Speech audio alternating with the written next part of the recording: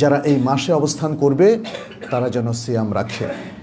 এই মাসে অবস্থান করলে সিয়াম রাখতে হবে, সেটি এই কথার মধ্যে আল্লাহ সুবহানাহু ওয়া তাআলা উল্লেখ করে দিয়েছেন। সিয়ামের অসংখ্য ফজিলত আছে, আমরা সেগুলো নিয়ে বিস্তারিত আলোচনা আজকে করব না, শুধু সংক্ষেপে দু একটি বিষয় এখানে বলতেই হয়। সেটি হচ্ছে সিয়ামটা কেন এত গুরুত্বপূর্ণ এবং সিয়ামটা কেন অন্য সকল ইবাদত থেকে এক্সেপশনাল। সবগুলো পৃথিবীর সকল ইবাদত থেকে সিয়ামটা এক্সেপশনাল।